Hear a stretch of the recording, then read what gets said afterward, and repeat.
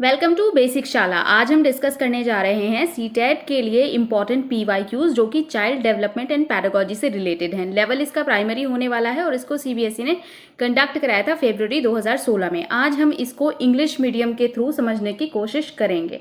चलिए शुरुआत कर लेते हैं पहले क्वेश्चन से। पहला क्वेश्चन है, early childhood is period for language development. जी हाँ, यहाँ पर दो कीवर्ड्स हैं, early childhood and language linguistic development. आपको बताना है कि अर्ली चाइल्डहुड लिंग्विस्टिक डेवलपमेंट के लिए कैसी स्टेज है। क्या ये न्यूट्रल है, क्या ये सिग्निफिकेंट नहीं है, क्या ये अनइम्पॉर्टेंट स्टेज है या फिर सेंसिटिव स्टेज है। Very nice, option 4 is the correct answer. Early childhood एक बहुत ही सेंसिटिव स्टेज होती है, भले वो लिंग्विस्टिक डेवलपमेंट की बात हो, फिजिकल डेवलपमेंट की बात हो या फिर कल्चरल या फिर मेंटल, कितने भी जो एस्पेक्ट्स हैं डेवलपमेंट के, उनके लिए अर्ली चाइल्डहुड स्टेज बहुत ही क्रूशल और सेंसिटिव स्टेज होती है। Next one is, a teacher remarks in a co education class to boys be boys and don't behave like girls. This remark, ये जो रिमार्क है कि एक टीचर है कोएड क्लास में, वो बॉयज से कह रहा है कि लड़के जैसे बनो, be boys and don't behave like girls, ये क्या है? ये क्या बताने की कोशिश कर रहे हैं? क्या वो ये बता रहे हैं कि बायोलॉजिकली जो बॉयज़ हैं वो गर्ल्स से सुपीरियर होते हैं, या फिर वो कास्ट डिस्क्रिमिनेशन बताने की कोशिश कर रहे हैं, या फिर ये एक अच्छा एग्जाम्पल है कि हमें गर्ल्स और बॉयज़ के साथ कैसे बिहेव करना चाहिए, कैसे डील करना चाहिए, या फिर ये कोई स्टीरियोटाइप काइंड का जो स्टेटमेंट है वो बता रहा है। Very nice, option 4 is the correct answer. ये जो कमेंट है, ये जो रिमार्क है वो स्टीरियोटिपिकल रिमार्क है। Next one is assessment. Assessment क्या है? आपको बताना है कि ये जो असेसमेंट है, मेजरमेंट है, इवैल्यूएशन है, बहुत इंपॉर्टेंट टॉपिक है और इससे हमेशा ही क्वेश्चन आते हैं। 10 से 12 क्वेश्चन इस टॉपिक से ज़रूर आते हैं, तो इसको एक बार देख लीजिए कि असेसमेंट से डायरेक्ट क्वेश्चन क्या पूछा गया है। असेसमेंट क्या है? एक तरीका है लर्निंग को इम्प्रूव करने का, या फिर एक गुड स्ट्रैटेजी है स्टूडेंट्स को कैटेगराइज करने की, उनको लेबल देने की कि आप एवरेज हैं, आप अबव एवरेज हैं, आप बिलो एवरेज हैं, इस टाइप से, जैसे कि अमूमन हमारे स्कूल्स में होता है। या फिर ये प्रमोट करने के लिए बच्चों में, हमारे स्टूडेंट्स में कॉम्पिटिटिवनेस बढ़ाने के लिए एक अच्छा टूल है, या फिर ये टेंशन क्रिएट करने के लिए, डिप्रेशन क्रिएट करने का एक टूल है कि बच्चों में अगर स्ट्रेस होगा, डिप्रेशन होगा, तो वो ज़्यादा अच्छे से पढ़ाई कर पाएंगे। असेसमेंट क्या है? Very nice, option 1 is the correct answer. Assessment is a way to improve learning. Assessment के थ्रू हम जान पाते हैं कि हमारे टीचिंग मेथड्स की, हमारे सिस्टम की, हमारे स्कूल की लैक क्या है, क्या वहाँ पर लूप होल्स हैं, क्या वीक पॉइंट्स हैं जिनको हमें सुधारना है और कैसे लर्निंग को इम्प्रूव करना है। नेक्स्ट आ जाते हैं, which one of the following statements best describes inclusion. जी हाँ, यहाँ पे सीधा सा सवाल पूछा गया है इंक्लूजन से। इंक्लूजन क्या है? क्या ये एक फिलॉसफी है जो ये बताती है कि हमारे जो स्पेशल चिल्ड्रन हैं वो स्पेशल गिफ्ट हैं हमें गॉड के तरफ से? क्या ये बताती है it is the believe that children need to be segregated according to their abilities? क्या ये कहती है कि बच्चों को उनकी एबिलिटीज़ के हिसाब से हमें अलग अलग सेक्शंस में बांट देना चाहिए? It is the believe that some children can not learn at all. क्या ये बताती है कि कुछ बच्चे ऐसे होते हैं जो कभी सीख ही नहीं सकते बिकॉज वो मेंटली या फिर फिजिकली किसी भी तरह से चैलेंज्ड बच्चे हैं, या फिर लर्निंग डिसेबिलिटी का सामना कर रहे हैं? या फिर ये एक ऐसी फिलॉसफी है जो ये बताती है that all children have a right to get equal education in a regular school system? क्या ये बताती है कि सारे बच्चों को एक रेगुलर स्कूल सिस्टम में पढ़ने का इक्वल राइट है? इंक्लूजन क्या है? इंक्लूजन को आप याद रखिएगा, inclusion is equal to acceptance. Acceptance without any terms and conditions.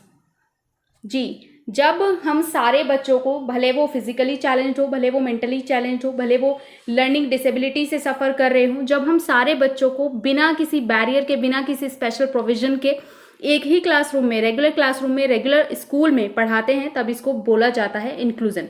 So option 4 is the correct answer. Next one is question number 5. To cater to the children from disadvantaged background, a teacher should जी deprive और disadvantaged class के बच्चों को, section के बच्चों को, sect के बच्चों को कैसे एक टीचर को डील करना चाहिए? क्या टीचर को उन्हें इग्नोर कर देना चाहिए और उनसे इंटरेक्ट नहीं करना चाहिए, ना दूसरे बच्चों को इंटरेक्ट करने देना चाहिए? क्या उन्हें बहुत ज़्यादा रिटर्न वर्क देना चाहिए कि बस वो हमेशा लिखते रहें, या फिर उनके बारे में try to find out more about them and involve them in class discussions? क्या उनके बारे में ज़्यादा से ज़्यादा इन्फॉर्मेशन लेने की कोशिश करनी चाहिए और फिर उनको क्लासरूम में सभी के साथ डिस्कशन में इन्वॉल्व करना चाहिए? या फिर उनको make them sit separately in the class, उनको क्लासरूम में सेपरेट अलग बिठा देना चाहिए? कैसे एक टीचर को टैकल करना चाहिए, कैसे एक टीचर को डील करना चाहिए डिसएडवांटेज्ड और डिप्राइव्ड सेक्शन के बच्चों को? Very nice, option 3 is the correct answer. A teacher should try to find out more about them and involve them in class discussions. Next one is, which one of the following behaviors is an identifier of a child with learning disability? जी हाँ, आपको नीचे दिए गए options में से ढूंढकर ये बताना है कि कौन सी वो स्टेटमेंट है जो एक बच्चे की लर्निंग डिसेबिलिटी को डिफाइन कर रही है, बता रही है कि ये लर्निंग डिसेबिलिटी है. लो अटेंशन स्पैन, हालांकि ये एक डिसऑर्डर तो होता है लो अटेंशन वाला, but this is not a learning disability. Frequent mood swings, क्या मूड स्विंग्स इस बच्चे को हो रहे हैं, उसको हम कहेंगे कि लर्निंग डिसेबिलिटी है. अब्यूजिव बिहेवियर, या फिर राइटिंग BSD 21 as 12, यानी कि चीज़ों को, चाहे वो न्यूमेरिक वैल्यूज़ हैं या फिर वो हमारे लेटर्स हैं या फिर वो हमारी स्पेलिंग्स हैं, उनको जब रिवर्स करके बच्चा लिखने लगता है तब ये लर्निंग डिसेबिलिटी होती है. Very nice, option 4 is the correct answer. चीज़ों को रिवर्स करके लिखना, उनको पहचानने में मुश्किल होना, उनको लिखने में मुश्किल होना इज ए लर्निंग डिसेबिलिटी, जिसका नाम होता है dyslexia.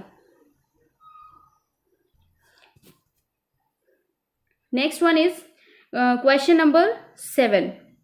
A child who can see partially, जो बच्चा थोड़ा सा देख सकता है यानी कि पार्शली ब्लाइंड है, उसके साथ हमें क्या करना चाहिए, उसके साथ स्कूल को, मैनेजमेंट को, टीचर को कैसे बिहेव करना चाहिए?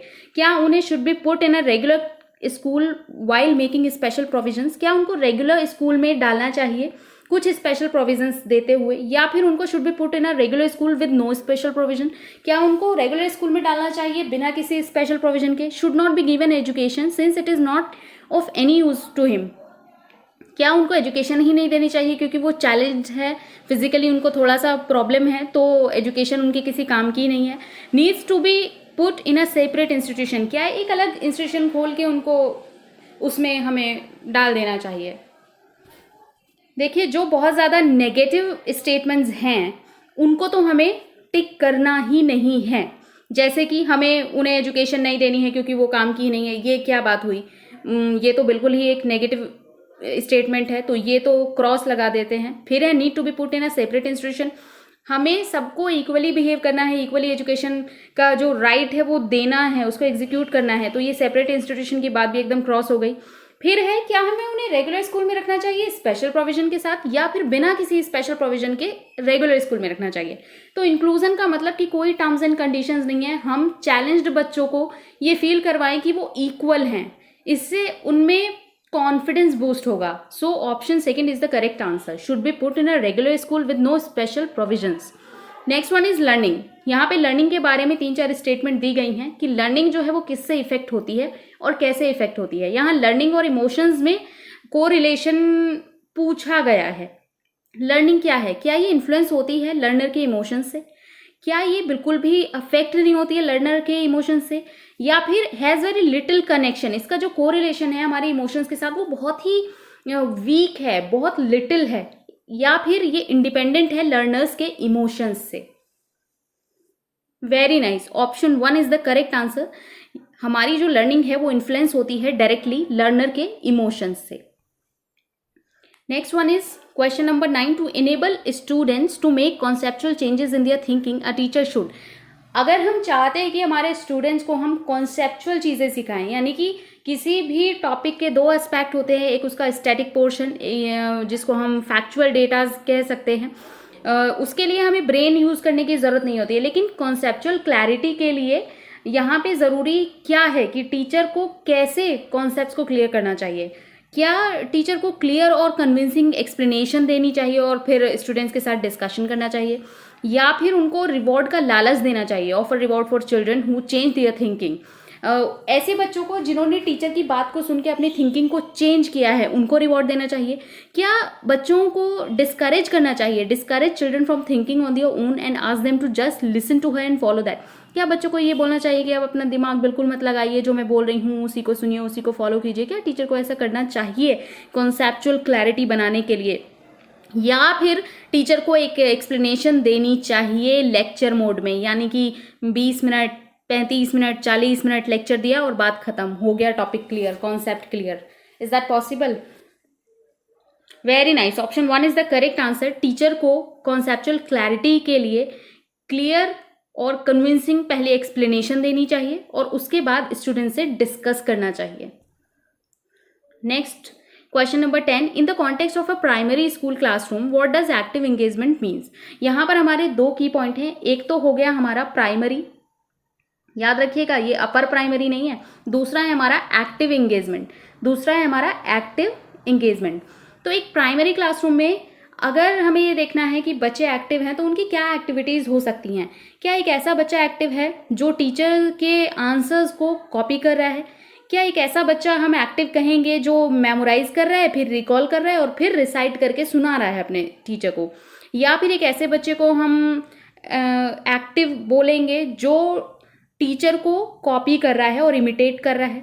या फिर प्राइमरी लेवल के स्टूडेंट, ऐसे स्टूडेंट जो इंक्वायरी कर रहे हैं, क्वेश्चन कर रहे हैं और डिबेट कर रहे हैं, उनको हम एक्टिव बोलेंगे?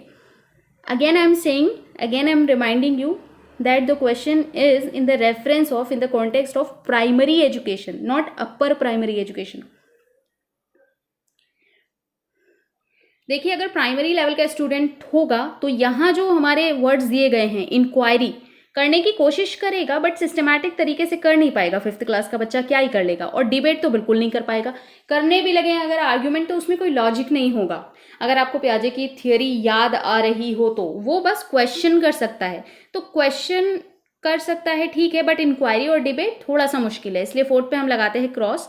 एक ऐसे बच्चे को हम एक्टिव नहीं कहेंगे जो टीचर को कॉपी करता रहता है या टीचर के आंसर को कॉपी करता रहता है। So question option second is the correct answer. एक ऐसा बच्चा को हम एक्टिवली इंगेज्ड बोलेंगे क्लास में, प्राइमरी लेवल के, जो पहले मेमोराइज करता है, याद करता है, उसको रिकॉल करता है और फिर टीचर को सुनाता है।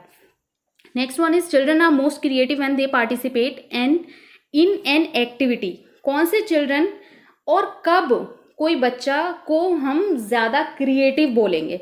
जब वो किसी एक्टिविटी में पार्ट लेता है रिवॉर्ड के लिए, लालच के लिए, चॉकलेट्स और टॉफ़ी के लिए, या फिर वो टीचर की डांट से बचने के लिए पार्टिसिपेट करता है, या फिर वो सोसाइटी का जो प्रेशर है, स्ट्रेस है, उसके लिए वो पार्टिसिपेट करने की कोशिश करता है, उसको कन्फ्रंट करने के लिए, या फिर वो अपने इंटरेस्ट से पार्टिसिपेट करता है? कब कोई बच्चा ज़्यादा क्रिएटिव होता है?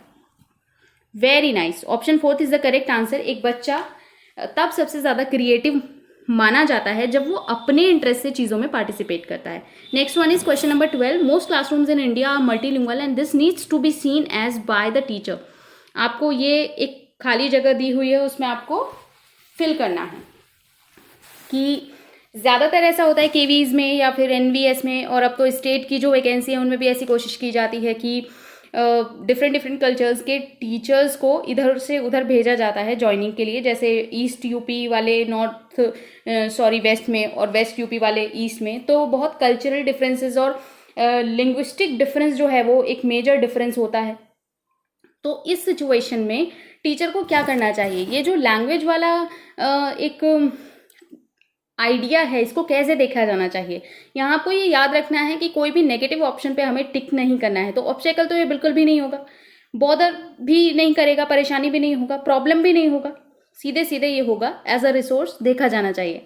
Next one is mistakes and errors made by students. जो मिस्टेक हमारे स्टूडेंट्स करते हैं, टीचर को उन्हें कैसे देखना चाहिए या फिर कैसे डील करना चाहिए? सीवियरली डील करना चाहिए कि बहुत उसको गंभीरता से लेना चाहिए, बहुत सीरियसली लेके निपटान करना चाहिए, या फिर एक वंडरफुल अपॉर्चुनिटी के तौर पे देखा जाना चाहिए स्टूडेंट्स को कैटेगराइज करने के लिए? या फिर जो मिस्टेक्स हैं टीचर स्टूडेंट्स की, वो are indicative of the failure of the teacher and the students. जो मिस्टेक्स हैं वो बता रही हैं कि बच्चा और टीचर का फेलियर है। ये should be seen as opportunities to understand their thinking. Mistakes को कैसे देखा जाना चाहिए? Very nice, option fourth is the correct answer, should be seen as opportunities to understand their thinking. जब बच्चा गलती करता है उसके पीछे अगर हम ऑब्जर्व करेंगे, एनालिसिस करेंगे, तो हमें समझ आ जाएगा कि ये जो गलत हुआ है, जो गलत बात बोली गई है या गलत एक्टिविटी की गई है, उसके पीछे का थॉट प्रोसेस क्या रहा होगा, और इस तरह से फिर हम उसको इम्प्रूव कर पाएंगे। तो इसको हमें अपॉर्चुनिटी की तरह देखना चाहिए। Next one is question number 14, views children as active builders of knowledge and little scientists who construct their own theories of the world। ये जो स्टेटमेंट है कि जो चिल्ड्रन है वो एक्टिव बिल्डर्स होते हैं अपनी नॉलेज के और लिटिल साइंटिस्ट होते हैं, ये किसने कहा है? बच्चों को लिटिल साइंटिस्ट किसने कहा है? प्याजे, स्किनर, पैवलोव या फिर Jung? Very nice, option 1 is the correct answer, प्याजे इसका सही आंसर है। जैसे कि आपको पियाजे की थ्योरी अगर आपने पढ़ी है तो आपको याद भी होगा कि एक रिकंस्ट्रक्शन वाला, रीसाइकिल वाला पियाजे ने कॉन्सेप्ट दिया था कि जो एक बच्चा होता है अगर उसे टॉय कार दे दी जाए तो वो तोड़ देता है, वो तोड़ के देखने की कोशिश करता है। हालांकि उस टाइम पे पेरेंट्स को बहुत गुस्सा आता है कि नई कार दिला के लेके आए थे और तोड़ दी, लेकिन बच्चा जो है वो इतना क्यूरियस होता है कि वो देखना चाहता है कि how does it work actually. तो इसका आंसर हो जाएगा प्याजे। ये आप याद रखिएगा, बहुत बार ये क्वेश्चन पूछा गया है सीधे सीधे कि लिटिल साइंटिस्ट किसको, बच्चों को किसने कहा है। Next one is question number 15, child centred pedagogy means. Child centred pedagogy का क्या मीनिंग है? ये स्टेटमेंट्स हैं, आपको थोड़ा सा इसमें देखना है। Letting the children be totally free, आप रूसों की तरह बच्चे को एकदम फ्री कर दो कि आग में जल रहा है जलने दो, अकल आ जाएगी, अगली बार पास नहीं जाएगा। या फिर उनको मॉरल एजुकेशन देना चाइल्ड सेंटर्डनेस है। या फिर asking the children to follow and imitate the teacher, teacher को कॉपी करना, इमिटेट करना चाइल्ड सेंटर्डनेस है। या फिर giving primacy to children's voice and their active participation, या फिर बच्चों को एक्टिवली पार्टिसिपेट करने देना, उनको एक्सप्रेस करने देना, चाइल्ड सेंटर्डनेस है। Very nice, option 4 is the correct answer, giving primacy to children's voices and their active participation is child centredness. Next one is question number 16, a teacher can help the children to process a complex situation। अगर कोई बहुत एक difficult situation आ गई है किसी चीज़ को याद करने में, कोई प्रोजेक्ट बनाने में, किसी क्वेश्चन को सॉल्व करने में, तो टीचर को क्या करना चाहिए उस कॉम्प्लेक्स सिचुएशन में? क्या उसको breaking the task into smaller parts and writing down instructions, क्या उसको इंस्ट्रक्शन लिख के बच्चों से बोलना चाहिए कि आप जो प्रॉब्लम है, जो टॉपिक है, उसको स्मॉल स्मॉल सेगमेंट्स में डिवाइड कीजिए और उसके बाद सॉल्व करने की कोशिश कीजिए? क्या उसको encourage competition and offering a high reward to the child who completes the task first? क्या उसको ऐसा बोलना चाहिए कि जो बच्चा सबसे पहले सॉल्व करेगा उसको रिवॉर्ड मिलेगा? कंपटीशन की भावना को बढ़ाना चाहिए। Not offering any help at all so that children learn to help on their own. क्या उसको करना चाहिए ऐसे कि कोई हेल्प ऑफर नहीं करना चाहिए, बच्चों से कहना चाहिए कि आप अपना खुद से देखिए? Giving a lecture on it, क्या इस पर एक बहुत बड़ा लेक्चर देना चाहिए प्रॉब्लम पर? Very nice, option 1 is the correct answer, breaking the task into smaller parts and writing down instructions. Instruction लिख के बच्चों को बताना चाहिए कि जो प्रॉब्लम है, जो टॉपिक है, जो क्वेश्चन है, जो नहीं समझ आ रहा है, उसको स्मॉलर पार्ट्स में डिवाइड कीजिए और उसके बाद उसको लगाने की कोशिश कीजिए। It will be very helpful. Next one is expecting students to reproduce knowledge in the same way as it is received. अगर हम बच्चे से ये एक्सपेक्ट कर रहे हैं, टीचर ये एक्सपेक्ट कर रहा है कि हमने जो बताया है बच्चा उसको 90% या फिर 98% एक्यूरेसी के साथ वैसे ही वापस हमें सुना दे, तो ये चीज़ जो है ये कैसी है? Is good since we record everything as it is in a brains, क्या ये अच्छा है क्योंकि हमारा ब्रेन सब कुछ रिकॉर्ड कर लेता है, हमारा brain works like a tape recorder? Is good since it is easy for the teacher to assess, क्या ये टीचर के लिए अच्छा है क्योंकि ऐसा करने से टीचर को असेसमेंट करने में सुविधा रहती है? Is an effective assessment strategy, क्या ये इफेक्टिव असेसमेंट की स्ट्रैटेजी है? Is problematic because individuals interpret experiences and do not reproduce knowledge as it is received, क्या ये प्रॉब्लमैटिक सिचुएशन है क्योंकि स्टूडेंट क्या करते हैं कि जब कोई चीज़ सुनते हैं उसको वो एक्सप्लेन तो कर सकते हैं बट तोते की तरह 100% एक्यूरेसी के साथ ऐसे सुना नहीं सकते वापस से word to word.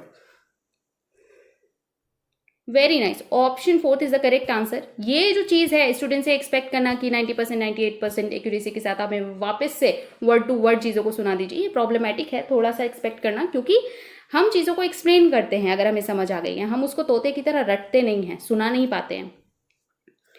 When students are given an opportunity to discuss a problem in groups, their learning curve, यहाँ क्वेश्चन पूछा गया है लर्निंग कर्व से पूछ लिया जाता है, हालांकि मेजर टॉपिक नहीं है, ऐसा नहीं है कि इससे आपको 3 या 4 क्वेश्चन दे देगा, बट एक आधा क्वेश्चन इससे ज़रूर पूछ लिया जाता है। तो पता होना चाहिए कि लर्निंग कर्व क्या होता है। कर्व सबको पता है कि जब बच्चा ट्राई टू लर्न तो धीरे धीरे सीखता है, ऐसे ऊपर जाता है धीरे धीरे, उसके बाद एक पीक आता है और उसके बाद एक स्टैग्नेशन आता है कि जब कुछ नहीं सीखता है बच्चा, जो सीखा हुआ है वो उसको कंसोलिडेट करता है, तो ये यहाँ पे फ्लैट हो जाता है और फिर ये नीचे जाता है।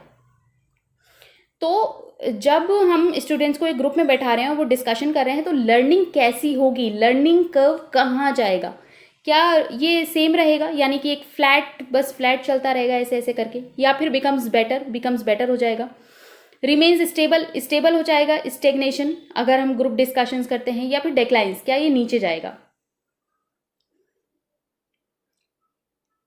Option second is the correct answer. जब बच्चे ग्रुप में बैठेंगे, डिस्कस करेंगे, तो जाहिर सी बात है कि उनकी नॉलेज एनहांस होगी और जो हमारा लर्निंग कर्व है वो फ्लैट तो नहीं होगा, वो ऊपर जाएगा, वो बिकम्स बेटर होगा, अच्छा बनेगा। Next one is the pace of development varies from one individual to another but it follows pattern. क्या पैटर्न करता है ये, क्या पैटर्न फॉलो करता है? जो डेवलपमेंट की स्पीड है वो अलग रहती है। मान लीजिए कि 5 बच्चे लिए हमने सेम एज ग्रुप के, 5 साल के, तो ऐसा नहीं है कि 2 महीने बाद उनका जो हाइट है, उनका जो वेट है वो सेम स्पीड में बढ़ेगा, उसमें वेरिएंस ज़रूर होगी, बट ये किस चीज़ को फॉलो करेगा, क्या पैटर्न फॉलो करेगा? A sequential and orderly, a toe to head, और ये जो है ये हाफाजार्ड और प्रेडिक्टेबल, अनप्रिडिक्टेबल, क्या होगा इसमें? Very nice, option 1 is the correct answer. Sequential और ऑर्डरली पैटर्न जो है वो फॉलो करेगा। ऐसा नहीं है कि एक बच्चे में अगर पहले वो अपनी गर्दन को स्टेबल करना सीख रहा है तो दूसरा बच्चा पहले अपने हाथ को स्टेबल करेगा या फिर पैर को स्टेबल करेगा और सीधा खड़ा हो जाएगा, नहीं, वो भी सेम पैटर्न फॉलो करेगा। स्पीड कम या ज़्यादा हो सकती है बट पैटर्न सेम होगा सीक्वेंस में और ऑर्डर में। विच one of the following is correct about development?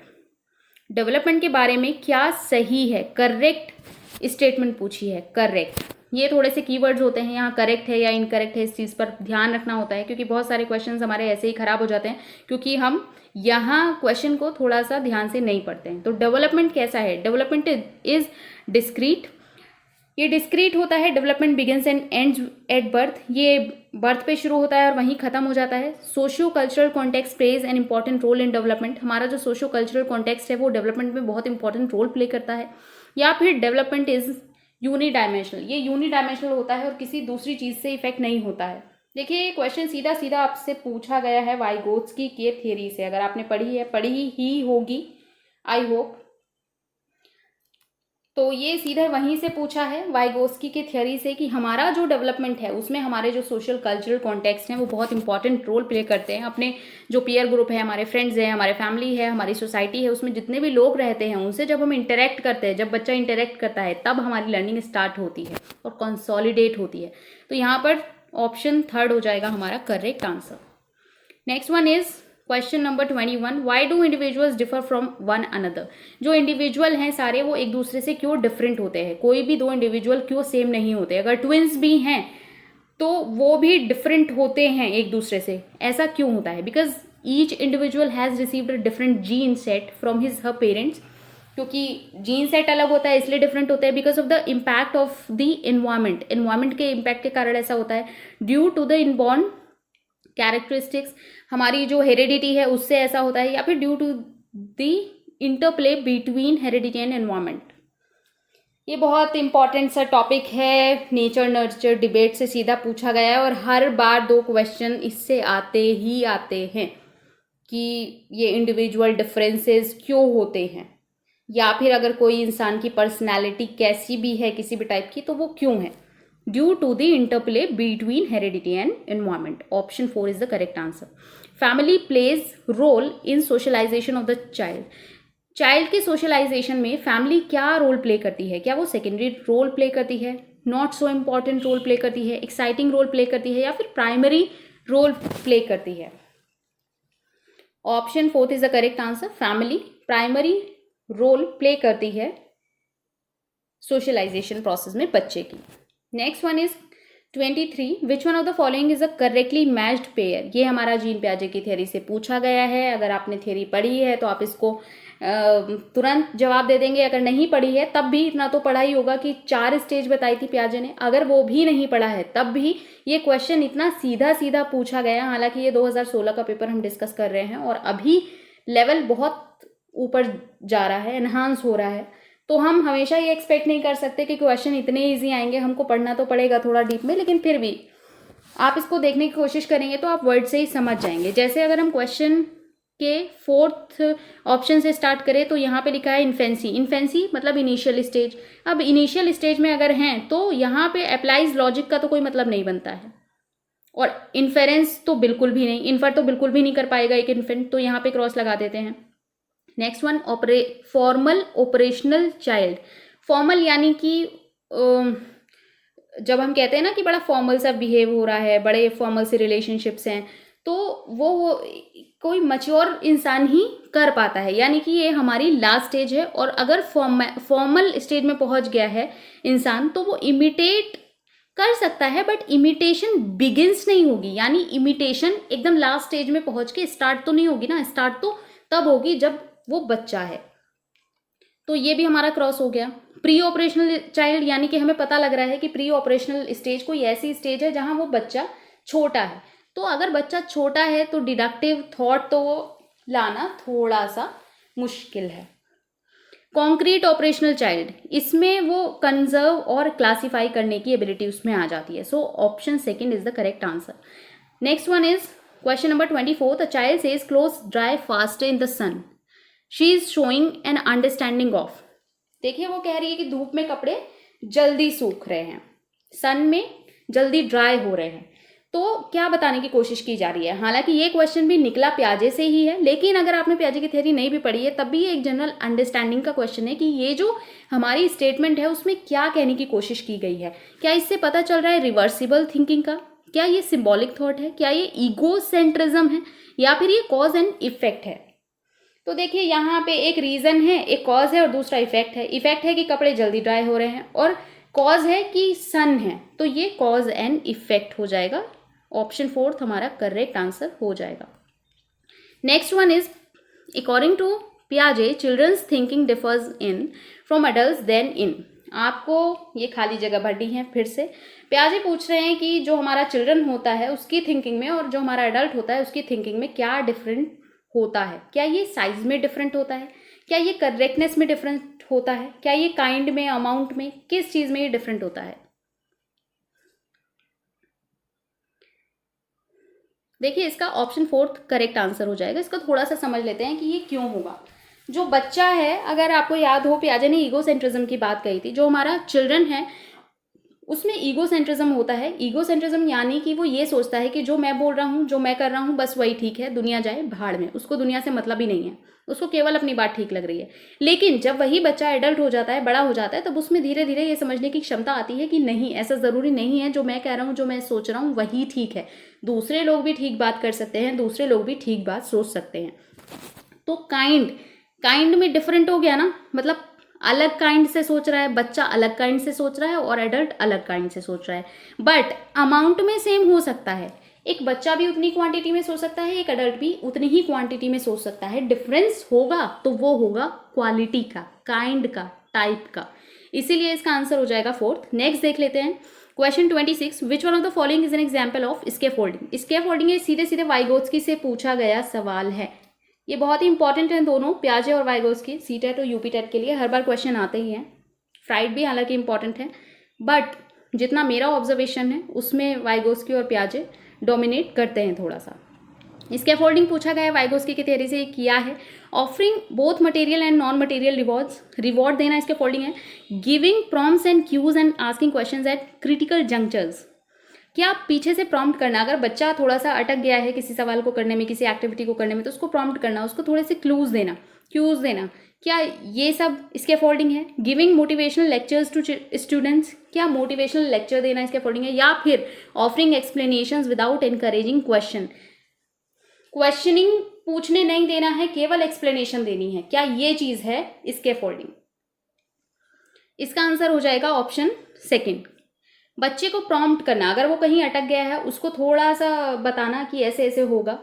उसको भले आप कैलकुलेशन से रिलेटेड कुछ आइडिया दे दीजिए या फॉर्मूला से रिलेटेड थोड़ा सा आइडिया दे दीजिए, कुछ क्लूज दे दीजिए जिससे कि वो सॉल्व कर पाए। अगर इंग्लिश की बात है, सेंटेंसेस बना रहा है, तो उसको आप थोड़ा सा वो जो होता है सिंटैक्स, उसके बारे में आइडिया दे दीजिए। तो यही होता है वाइगोस्की का स्कैफोल्डिंग। इसको थोड़ा सा याद रखिएगा, इससे डायरेक्ट क्वेश्चन, इनडायरेक्ट क्वेश्चन पूछे ही जाते हैं। Next one is question number 27। According to Vygotsky children learn. देखिए फिर से वाइगोस्की आ गए। वाइगोस्की ने क्या कहा था कि चिल्ड्रन जो है वो कैसे सीखते हैं। अभी पीछे हम ये क्वेश्चन डिस्कस करके आ रहे हैं। By interacting with adult and peers, peers और अडल्ट के साथ इंटरेक्ट करने से सीखते हैं। When reinforcement is offered, reinforcement से सीखते हैं। देखिए रीइंफोर्समेंट तो अगर आपको याद होगा तो ये बिहेवियरिस्ट ने कही थी बात, स्किनर ने, थॉर्नडाइक ने। या फिर मैच्योर जब हो जाते हैं बच्चे तब सीखते हैं। ये बात पियाजे ने कही थी कि जब बच्चे मैच्योर हो जाते हैं तो वो अपने आप कुछ चीज़ों को, कुछ टॉपिक्स को समझने लगते हैं। या फिर इमिटेशन के थ्रू सीखते हैं, कॉपी करने से सीखते हैं। Very nice, option 1 is the correct answer. Vygotsky के अकॉर्डिंग बच्चे इंटरेक्ट करने से सीखते हैं जब वो अपने सोसाइटी में रहने वाले एडल्ट और पीयर्स के साथ इंटरेक्ट करते हैं। Next one is Kohlberg has given. Kohlberg से सीधा सा सवाल है, कोलबर्ग ने क्या दिया है, कौन सी थियरी दी है? क्या उसने स्टेजेस ऑफ मॉरल डेवलपमेंट दिए हैं? क्या स्टेजेस ऑफ कॉग्निटिव डेवलपमेंट दिए हैं?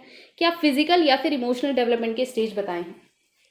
Option 1 is the correct answer. Kohlberg की जो हमारी थियरी है वो मॉरल डेवलपमेंट की थियरी है और इसमें 3 स्टेज और उसके बाद उसको फिर से डिवाइड करके 6 स्टेज बताई गई हैं।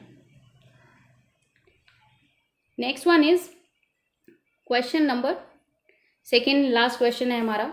Which one of the following situations is illustrative of a child centred classroom.